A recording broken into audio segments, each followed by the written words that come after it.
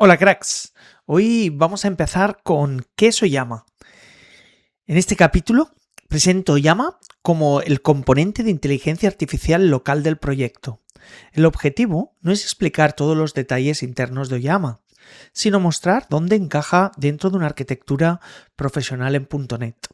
Quiero que el alumno entienda que Oyama es una dependencia de infraestructura, igual que una base de datos o un servicio externo. Desde el principio lo mantendremos aislado, detrás de interfaces, para poder cambiar de proveedor de inteligencia artificial en el futuro sin reescribir toda la aplicación. Aquí explico Oyama en una frase práctica. Nos permite ejecutar modelos de IA localmente y llamarlos por HTTP.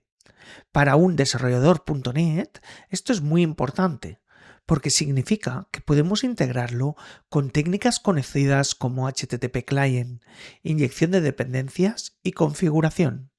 También remarco el mensaje arquitectónico. La API no debe quedar acoplada directamente a Oyama. Oyama pertenece a Infrastructure y el resto de la aplicación debe depender de abstracciones. En esta diapositiva es importante porque muchos principiantes piensan que solo existe un tipo de modelo de IA. Explico que normalmente separamos responsabilidades. El modelo de chat genera la respuesta final en el lenguaje natural, mientras que el modelo de embeddings convierte el texto en vectores para poder hacer búsqueda semántica. Esta distinción prepara al alumno para los próximos capítulos sobre RAG y embeddings. Ahora conecto Oyama con Clean Architecture. El usuario entra por la API. La capa Application coordina el caso de uso y el contrato se representa con una interfaz. Por ejemplo, eChat Service o eChat Completion Service. La implementación real vive en Infrastructure y llama a Oyama. La idea clave es que el controlador no debe saber si la respuesta viene de Oyama, OpenAI, Azure AI, VLLM o otro proveedor. Esto hace que el código sea más testeable y más fácil de reemplazar. Aquí doy una visión equilibrada. Oyama es excelente para formación porque permite experimentar localmente sin depender de una cuenta cloud o de una API de pago. También es útil cuando la privacidad importa durante el desarrollo, pero no es magia. Consume CPU, memoria, si está disponible GPU.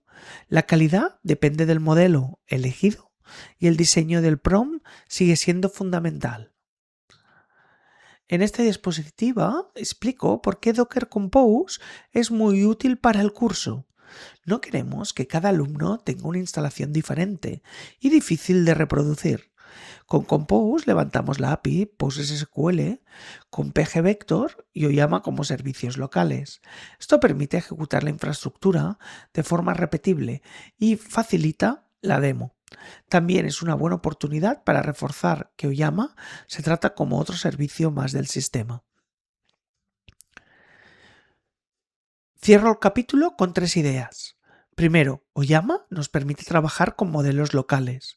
Segundo, no debemos acoplar la aplicación directamente a Oyama. Tercero, si diseñamos bien la arquitectura, podremos cambiar de proveedor de IA más adelante con un impacto reducido. Esta es la mentalidad profesional que queremos transmitir desde el inicio del módulo. Muchas gracias, cracks. Nos vemos en el próximo vídeo. Hasta luego.